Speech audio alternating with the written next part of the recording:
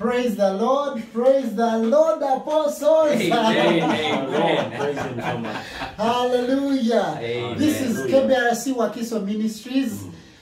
We are so happy and so honored to come to your house. Hallelujah. Amen. With the word of God. Today I came with the apostles. Hallelujah. I have the apostles in the house. Hallelujah. Amen. This is our year of rising up above all. Amen. Hallelujah. As KBRC Wakiso, it is our year of rising up above all. So this program is going to be coming your way every Wednesday. Hallelujah. Amen. So every Wednesday, make sure you like, share, go to our YouTube channel, go to our Facebook page. You will find everything. Hallelujah. Amen. Yeah. Wow, the apostles are here. This is the man of God. He's called Apostle. Wow. Roscoe Ozele. Amen. Wow. That man of God is the Apostle. Ooh. Vincent Kukiriza. Amen. Hallelujah. Wow, you can greet the people and we start. Wow. Praise the Lord. Praise the Lord. My pastor has introduced me, but still I can mention my name once again. I'm called Ozele Roscoe, Yep. a minister in KBRC Wakiso. Please feel free to share the link to others. Thank you so much. God bless you. Yeah, Apostle Mulide. Wow. Apostle Seven. Kukiriza Vincent. Wow. That is my name. I'm minister in KBRC Wakiso. Amen. I'm delighted to be on this program. Wow. I love the word so much. And I'm here to share the word. Oh, hallelujah. Amen. So we are going to share the word of God. Hallelujah. Amen. So we shall be teaching great mysteries. Hallelujah. Amen. So make sure every Wednesday. Hallelujah. Amen. Don't miss it. Praise the Lord. Amen. So, I have started. Yes. You know, us born agains, we believe in the Bible. Yes. So you cannot separate a born again with the Bible. Hallelujah. Amen. So the Bible, and we call it the Word of God. It's the Word of God. Yes. What do you understand by the Word of God? What does it mean? Word. What does it mean? Apostle, tutandika. Ekigambo kitegeeza ki? Ekigambo ng'ekigambo. Amakulu gaakyo, it is the first expression of your mind. So we can know what you think after you're spoken. The moment you keep quiet, we cannot understand what you're saying. Wow. The only way we can understand what is in your mind, what is in your heart, is when you have said something. Meaning that before you say it, it's not a word. Yeah. It will remain something like a thought. Yeah. It cannot be a word. Until you say it, until you speak it, you conceive it as a thought. And when you speak it, it becomes a word. Yeah. Can you imagine? It's that easy. Hallelujah. What do you have to say? No, it is so surprising, really. That means we know what God was saying, or what was in the mind of God. Wow. We get to know it through the Word. Wow, wow. So wow. the Word brings the thoughts of God to us. Wow, that is beautiful. Hallelujah. Hallelujah. So Amen. the Bible is the Word of God. Yes. And we said that it begins as a thought. Amen. And when it is spoken, it becomes a word. So we can know what was in the mind of God. Hallelujah. Amen. Yes. Woo, Hallelujah. hallelujah. Amen. So the Bible shows us the mind of God. Yes. What God was thinking about us. What God is thinking actually about you. Praise Yes. the Lord. Amen. That is so what He powerful. wants to do in your life. Wow. So meaning a born again who does not read the Bible, he can never know He cannot the know. plans of God It is for impossible. his life. Yeah, it is impossible. Wow. Because if God kept quiet, Yes. then we wouldn't know nothing about our lives. Can you imagine? Kumanya kubikwata Katonda. If God, by the Senga yasalawo way, okusiima. if God decided to keep quiet and he didn't speak a word, Twalibaddewa. So in other words, the only relationship we have with God is through His Word. Amen. Wow, It is the only relationship we have with Him. wow, Amen. wow. So without the Word, you have no relationship with God. That is what we are saying. Now, if you're there and you're not a friend to the word of God, hallelujah. Praise the Lord. Amen. This is so powerful. Buli mulokole ateekwa okutegeera ekintu kino. Nti so many people are praying, so many people are fasting, so many people are in salvation, but they don't read the word. Yeah. What are they up to? Okay, that takes us to John chapter 1, verses 1. Yes. In the beginning was the Word, and the Word was with God, Yes. and the Word was God. So Yeah. God is the Word actually. Self. So, from the beginning, the word was. Verse 3, nothing, Was made. nothing was made that was made without Without that word. Hallelujah. Wow. So we have to be friends with the word of God. Praise the Lord. Mu bumpimpi kino kindeetedde okutegeera nti omulokole yenna gy'oli kyo wandisoose okuteeka mu bulamu bwo kirina kuba kigambo kya Katonda.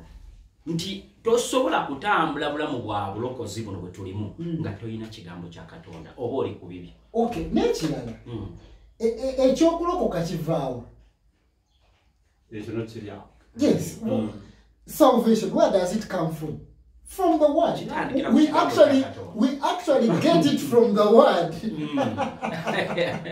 The scripture says, and the Word became flesh and dwelt among us. Amen. And we beheld His glory. That is John chapter 1, verses 14. The Word became flesh. Now, John the Baptist talks about this word. He prophesies and says, behold, the Lamb of God that takes away the sins of the world. In other words, the Word is the beginning of our salvation. Praise the Lord. So, even salvation comes from the word. So, the life we are enjoying in salvation now is from the word. Praise the Lord. So, you need to know the word of God. Hallelujah. Amen. Ekigambo kigamba nti ekijjula omutima akamwa kye kakola ki? Kikafulumya. Praise the Lord. So owooluganda kikyojjuzza mu mutima.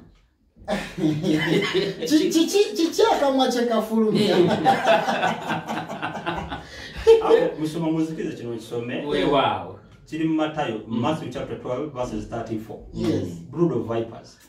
How can you, being evil, speak good things? For out of the abundance of the heart, the mouth speaks. Wow. Out of the abundance of the heart, Yes. the mouth Speaks. So, kitegeeza ki? Nti oteekwa okwogera. Naye kiki ky'ogenda okwogera? Kubanga buli ngeri oteekwa bw'obanga toli kasiru. Ate nga n'okuyita mu kigambo kino ne kasiru asobola okwogera. Bw'obanga toli kasiru kitegeeza oba oyagala oba toyagala oteekwa okwogera. Naye ekibuuzo kiri nti kiki ky'ogenda okwogera? Kati kiki ekijjudde omutima gwo? Ate gundi egamba etya? Mbadde nsomero nyoludakwa. Kubanga agamba olwasulu mu 5. And a good man out of the good treasure of his heart brings forth good things. And an evil man out of the evil treasure brings forth evil things. Wow. So what okubeera ekintu ekiri mu mutima gwo? Yes. It is either good or evil. Hallelujah. So that is what you bring forth. mukitegedde nti either mu mutwe gwo oba mu birowoozo byo oba mu bwongo bwo oba ku mutima gwo waliyo kibi oba kirungi naye bw'obanga olina kirungi mu mutima gwo ojja kufulumya kirungi. Hallelujah. Amen. Joshua 1:8. This book of the which book of the Lord are they talking about? Bible. The word. This book of the law shall not depart from your mouth, but you shall meditate in it day and night. Amen. Amen. That you may observe to do according to all that is written in it.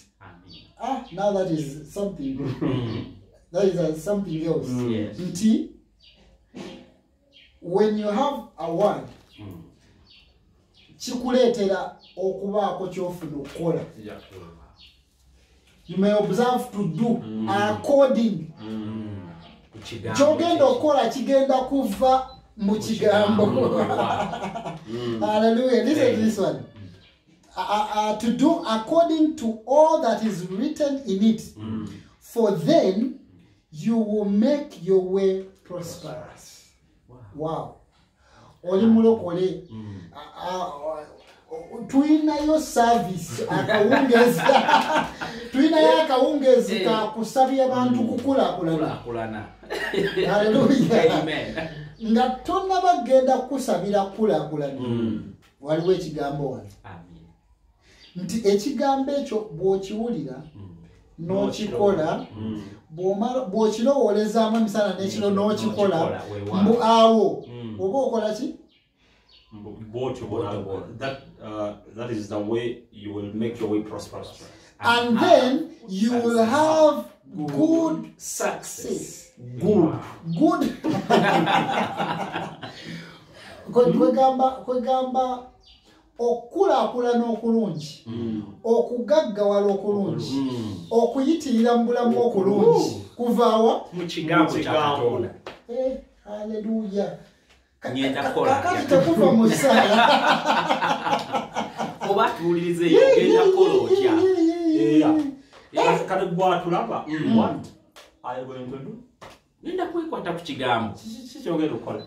Kati ekyo kituleeta ku kintu ekirala nti ekigambo kya Katonda gwe musingi ogw'obulamu bwaffe. Ekigambo kya Katonda gwe musingi ogw'obulokozi. We kitali tewali bulokozi. Hallelujah. Ekigambo omusingi kitegeeza ki? Ekigambo omusingi bwe tudda ku bintu bya bulijjo njagala okukireeta ku bya bulijjo kubanga tebyawukana nnyo n'ekigambo kya Katonda newankubadde bitulaga bulazi ekigambo kya Katonda kye kitegeeza bulamu bwaffe. Bwe tutunuulira ennyumba ng'ezimbibwa mwenna abasinga eyo mmanyi muzirabyeko. So bwe bazimba ennyumba waliwo we tusooka okutema. Abamu ku bo ba engineer. Oba abamu ku ba engineer kituufu. Abamu ku bo bazimbye n'amayumba. Abamu ku bo bagalabyemu nga bagazimba. Tusima wansi awo ne tutereezaawo naye ekikulu ekibeera kikolebwa awo kunoonya bugumu. Tuba tunoonya kifo kigumu tusobole okutandika okuzimbako ennyumba eyo gye tuyita nti nnyumba oba kyolaba waggulu. Ekitegeeza tewali nnyumba eterina musingi. Eyo teriyo. Kyebalina okubuuza kati waliwo ennyumba eyinza okuzimbibwa nga terina musingi oba gwatulabe eyo olina ennyumba gy'olabyeko naye nga terina musingi.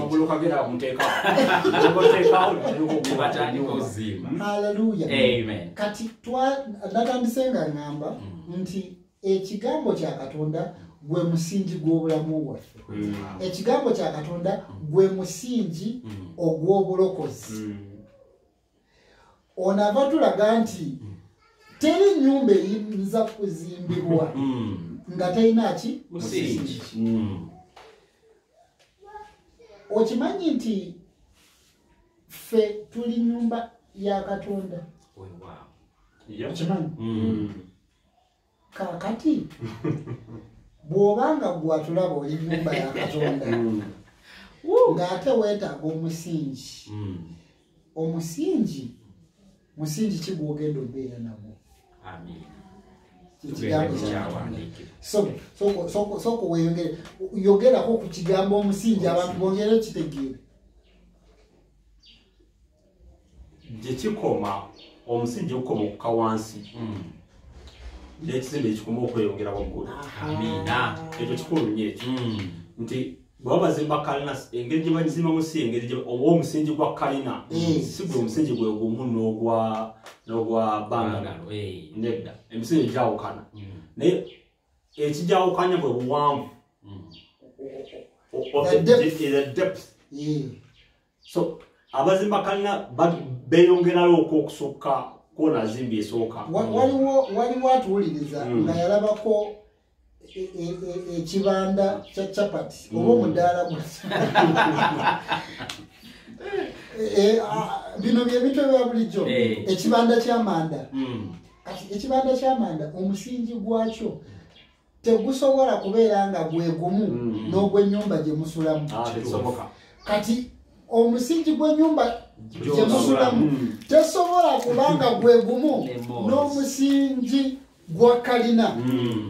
Kati kitegeeza nti ekizimbe we kikoma okubeera ekiwanvu we kikoma okwetaaga omusingi omuwanvu.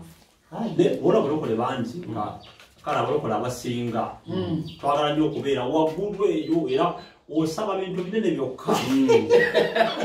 Njagala mbeere ku ntikko eri nedda ku ntikko okukakasa nti ogenda kubeerayo kubanga kyangu nnyo okubeera ku ntikko tobalabyeko nga yo tukyabamanyi. Waliwo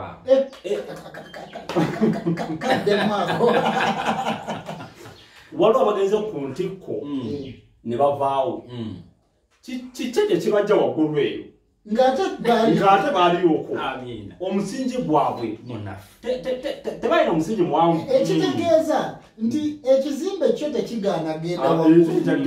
Kati gwe kwata amataffaali go tandika okuzimba ne bw'oba tolina musingi ecupa eno. Haleluya. Nti ekizimbe kyo kigenda waggulu oba omusingi weeguli oba teguliiwo. Naye ekiseera ekizimbe ekyo kigenda okuba nga kiyimiridde kijja kusinziira ku musingi wasema. Ekyo ekintu okukinnyonnyola obulungi ndowoozezza omutume Vincent omusomere Matayo essula y'omusanvu okuva ku lulimi olwa 24 n'okweyongerayo awo. Tuleme kwogera ng'ate tuli bweru wa kigambo. Katukomewo mu kigambo w'Oluganda bw'atulaba n'atuwuliriza osobole okumanya bwe mba njagala kulabika nti mbeerayo waggulu eyo nina kukola ki. Matthew chapter 7 verses 24. Therefore, whoever hears these sayings of mine and does them, I will liken him to a wise man who built his house on the rock. And the rain descended, and the floods came, and the winds blew and beat on that house, and it did not fall, for it was founded on the rock. Hallelujah.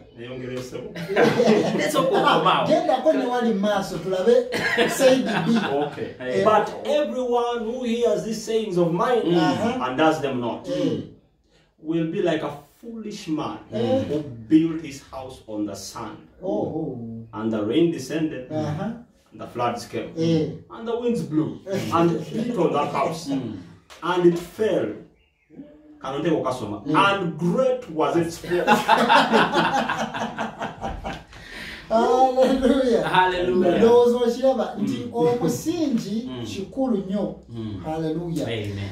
So we are going to what do you know? It talks the time taken to dig through a rock is not the same as that you take to dig through the sand. Yes. So changunyo was mumusanyo nebukwano pasitengalozo changunyo no kola akasinji ko sobola chikole chokulwazi lucho oteekwa buteeso okuwaira ekigambo kya Katonda bw'oba n'asima si bwe bityo tojja sikasikawo bw'oti oyamuke bwangusi olwazi tulina okusimba tugenda kusimba ku lwazi ate olwazi olutegeera telufaanana ttaka telufaanana musenyu we twakwogerera wano ng'omusingi gw'ennyumba gwe musenyu gagwawedde n'olwekyo kino kindaga nti togenda kukeera bukeezi ogambe nti nasomye Bayibuli kati ngitegeera olwo maze okufuna ekigambo kya Katonda oba oluganda tojja kuŋŋamba nti nze buli lwe ntuuka okusoma Bayibuli bannaye nga nsumagira naye bw'oba ng'obeera eyo nga tukyasoma ebiseera biri eri tuhateekanga ebigere mu bbaafu kyokka okolerera P7 PLE oleme kwebaka naye nga kyofa osome what is science onyikize mu bwongo obwo ogenda otuuka ku kigezo nga kyokola kyekyo okitegeera kitegeeza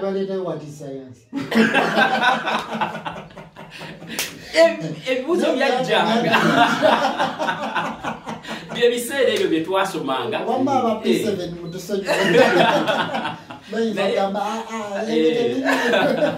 naye nga kyengezako okuleeta nti wawangayo wazuukukanga essaawa zotalina kuzuukuka ng'omwana naye nga kyonoonya kufuna kyogenda okukola mu P7 naye ate kino kigambo kya bulamu kigenda kukyusa obulamu bw'emirembe gyonna kyekigenda okuzimba kyekigenda okuwa enkulaakulana ennungi gye twayogeddeko mu kitabo kya Yoswa kakati ate gwe otandika okwekwasa nti bwe ntuuka okusoma Bayibuli nze oba oluganda nga neebaka nze otulo nga tunkwata ati kyekyo abantu abatuuliza balina okukimanya nti ekigambo kya Katonda gwe musingi ogw'obulamu bwo so osima musingi gwa bulamu bwo buli lw'osoma ekigambo kya Katonda oli mu kusima musingi gwa bulamu bwo haleluya so kati kinene nnyo bwe kityo kya mugaso nnyo bwe kityo toli mu kusomamu busomi waliwo kyosima era ebiseera ebitali byawala abantu bajja kirabanga kyambuka haleluya nga kyambuka kubanga kyasoose kusima eno mu musingi kati kitandisa okwambuka n'abazimba kalina n'ebizimbe bwebityo kyebatera okukola basukka bakuba ebibaati kamba oleme okulaba kikigenda mu maaso eri wansi oyinza okwekanga ne basima kati olwotera okulaba okirabo kyaso vaayo Otomena wangu kigenda genda. Obana je kigenda koma. Kati waliwo akalala aketugenzeeko. Okutegeera omusingi gwaffe. Fenga abalokole omusingi gwaffe kyeki. Soma Abakolinso ekisooka essula 3. Onyolwe 11. Amina. Ogategeera omusingi gwo omulokole kyeki. Aha. Soma Abakolinso ekisooka 3:11. King James Version. For no other foundation can anyone lay than that which is laid, which is Jesus. Amina. Amina.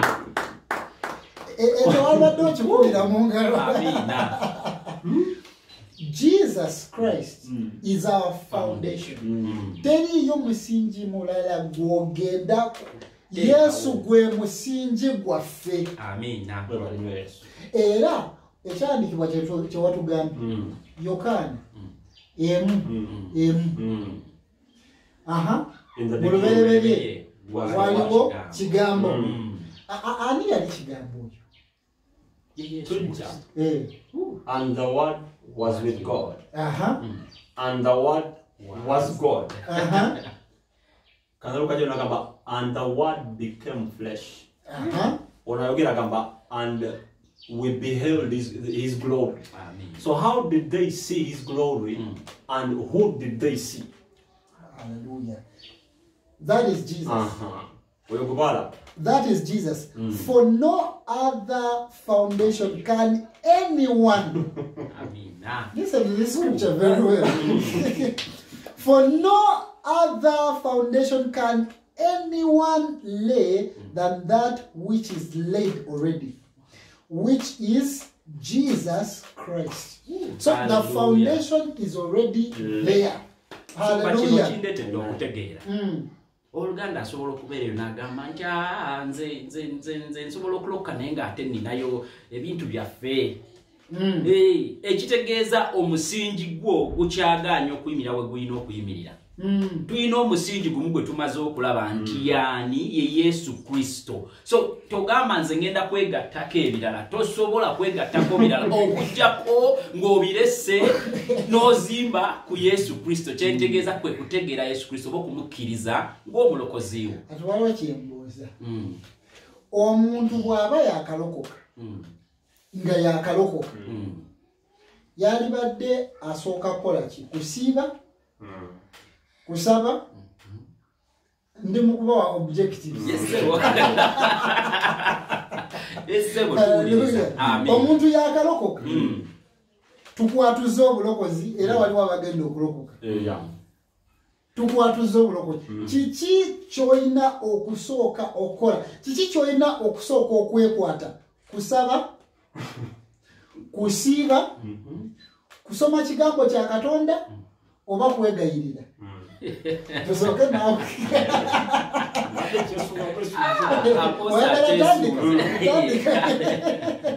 Ekyo Bible kekiddemu. Weewaawo. 1 Peter chapter 2 verses 2. As newborn babies, desire the pure milk of the word, that you may grow thereby. In other words, ageraganya obulokozi bwaffe ku kuzaalibwa ate nga bwekito bwe kiri okujja ku muntu ng'azaalibwa obulokobiri tasobola kulaba bwakabaka bwa Katonda. So our salvation is actually being born again. That word being born again is not a religious word. It is being born the second time. You are born again. So after you have been born again, what next? Or after you are born the second time.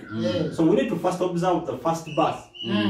When the child is born, gwali atulaba abasinga kuboba ina aba. Ozaala omwana wo. Omwana okuzaala omwana wo. Osooka kumuwa. Osooka kumunaaza. Aba yakamwe baragaruka kawebbe. Kubanga ebbeere lirisinga obukulu. Na omwana osobola okumunaaza. Mu bbeere omwo mubaamu amatasi.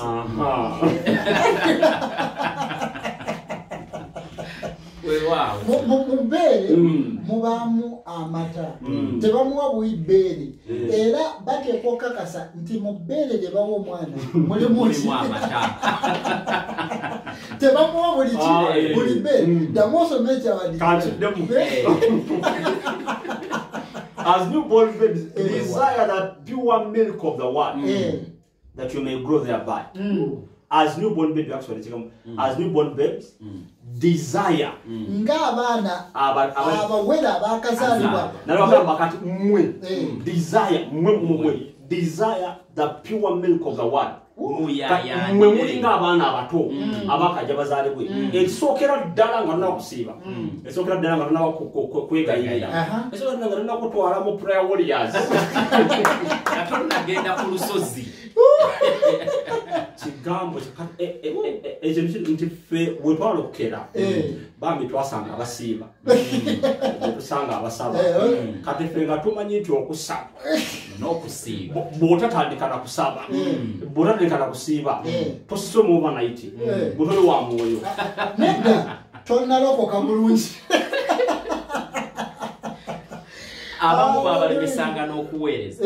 Gurupu yammwe bwe yagendanga n'esiiba katugambe bakwaya gwe tewagenze bambi olukomawo nga bagamba ng'olabika olimu dayimondi. Bano batukuziddwa kubanga beeyawudde ne bagenda ne banoonya ku Mukama. Kati gwe ne bakuza ebbali bambi ne baweereza.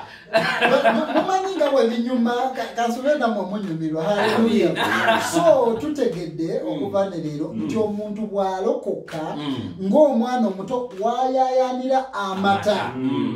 Naffe tuyayaanira amata ag'ekigambo kya Katonda. Haleluya. Kati okuva ne leero nga tonnaba kusiiba nnaku 4 nnaku 7 yayaanira amata g'ekigambo kya Katonda kubanga aga amata ge gagenda okukuza. Amiina.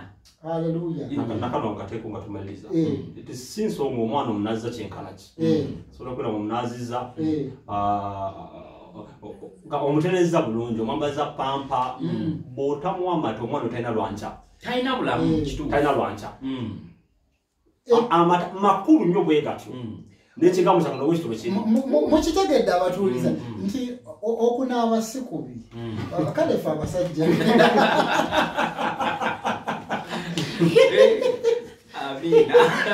Abasajja twagala nnyo okunaaba. Naye nti omwana oyo azaaliddwa ne bw'omunaaza emirundi 10 olunaku n'otamuwa mata olw'enkya oyinza obutamusangawo.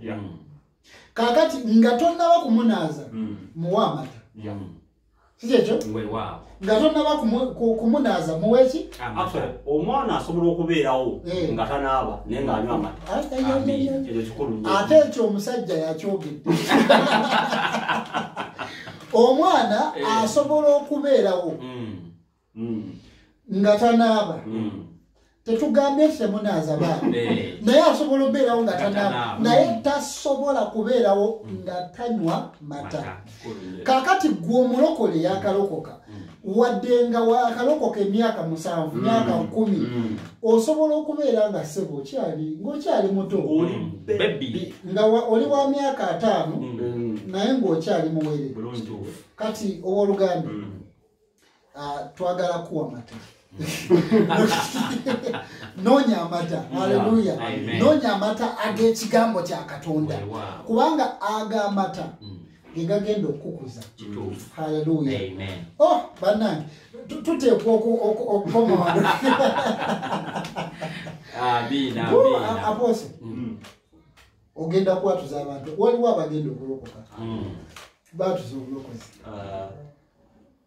Ngoyala okulokoka olebe programu oyagala amata gano ddamu ebigambo bye gamba nti Yesu nkwebaza era nzikiza mu mutima gwange nti wafa olw'ebibi byange era nzikiza mu mutima gwange nti Katonda yakuzuukiza mu bafu era nzikiza n'omutima gwange okuweebwa obutuukirivu njatula n'akamwa kange okulokoka era njatula n'akamwa kange Yesu ye Mukama wange era omulokozi wange Yesu ntutta obulamu bwo Yesu nzituza n'omwoyo omutukuvu Yesu nuŋŋamya okuntwala mu kkanisa egaba amata g'ekigambo kya Katonda mu linnya lya Yesu Kristo Mukama waffe. Amina. Haleluya. Abooluganda Mukama abawe nnyo omukisa.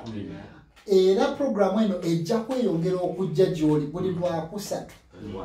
Kakasa nga obeerako era gigoberere ku YouTube, KBRC Wakiso, ku Facebook, KBRC Wakiso Ministries.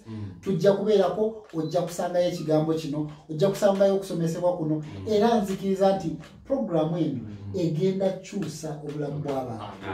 Mukama abawe nnyo omukisa, mweraba.